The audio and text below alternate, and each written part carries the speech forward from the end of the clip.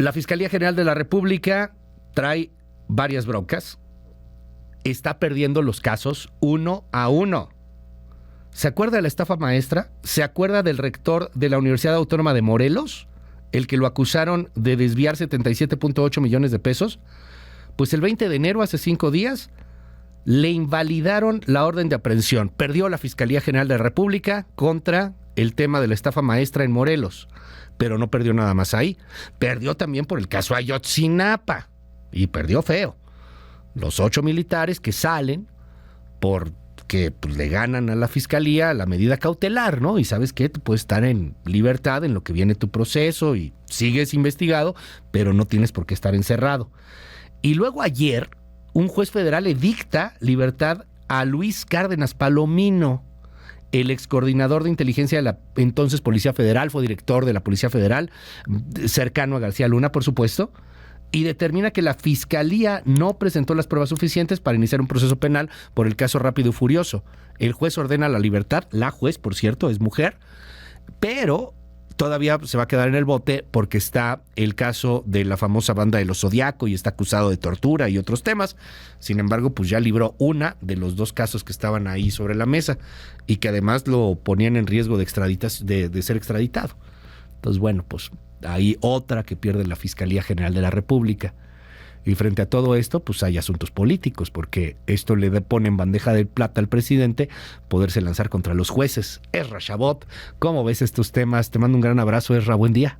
Hola, buen día, Luis, buen día al auditorio. Pues sí, se trata otra vez de una confrontación entre el Poder Judicial y el presidente. En este caso, pues básicamente el tema de los 8 militares a los cuales pues se les permite, no se les declara inocentes, no se termina el juicio, simplemente se les permite seguir el juicio fuera de la prisión, en algo que el presidente de la República le atribuye específicamente al Poder Judicial. Incluso envía una carta a la propia ministra de la Corte, ministra Norma Piña, diciéndole abiertamente que es momento que tome medidas contra los jueces del Consejo de la Judicatura, etcétera, etcétera, por una decisión tomada por un juez. Y creo que en ese sentido estamos ante pues un problema que no es específicamente del Poder Judicial o de lo que podría reformarse en el Poder Judicial, Luis. Simplemente hay que entender que toda esta estrategia para liberar a los militares provino de un muy buen abogado de la propia Secretaría de la Defensa Nacional. Estamos hablando básicamente de cuestiones otra vez de procedimiento. Esto en México se ha convertido en el arma fundamental para poder echar abajo una enorme cantidad de juicios, una enorme cantidad de acusaciones, en tanto todo lo que implica el derecho procesal no es conocido o no es bien manejado, o algunos interpretan, dicen, es básicamente el pretexto que se utiliza para echar abajo este caso o cualquiera de los casos que están ahí pendientes. Por eso, en esta presentación que hace Lenia Batres ante la Corte, dice que pues habría que quitar la posibilidad de que una falta o un error o una en desconocimiento del derecho procesal le diese la posibilidad a la gente, o no solamente a la gente, a cualquier acción hecha incluso por el propio gobierno, pues de mantenerse. Pues esto es básicamente ir en contra de lo que representa un sistema jurídico que tendría que manejarse tanto con conocimiento como con la posibilidad real de cada una de las personas de impugnar cuando su debido proceso no es cumplido.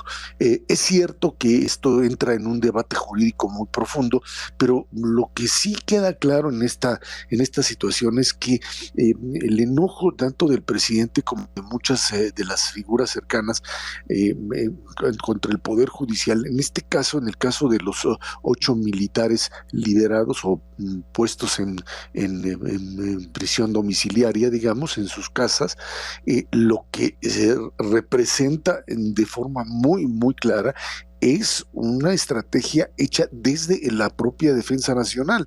Es decir, estamos hablando de una instancia que es controlada. El comandante supremo de las Fuerzas Armadas es el presidente, y en donde la defensa nacional es la que procede específicamente a defender a estos militares que son presuntamente acusados de haber participado en el asunto del tema de Ayotzinapa. Creo que de una forma muy, muy clara, lo que tú mencionabas con respecto a los errores graves de la Fiscalía, pues tienen que ver tanto con, sí, un problema procesal, pero también, sin duda alguna, con una estrategia del propio Poder Judicial de defenderse de lo que están enfrentando como una, posible, aunque se vea lejana, reforma judicial que termine por echar abajo a una enorme cantidad de jueces y magistrados. Creo que en ese sentido el tema procesal tiene que ser manejado con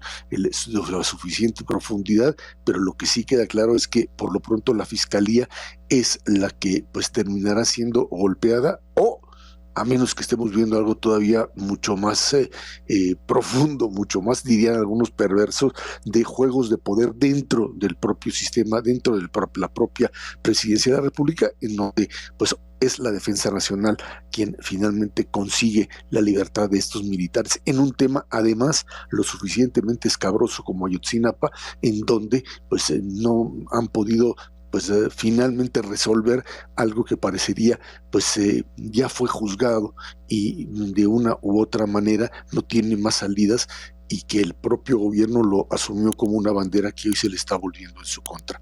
Así es como se maneja esto, y creo que finalmente el tema de la confrontación entre el Poder Judicial y el propio gobierno es algo que sobrepasa incluso los problemas técnicos o de conocimiento o desconocimiento del sistema procesal en nuestro país, Luis. En esas estamos, y probablemente veamos también más de este tema, o más de estas acciones del propio Poder Judicial, mientras las campañas políticas avancen bajo el principio de que el tema de desaparición del Poder Judicial, como lo conocemos, es parte de la campaña electoral.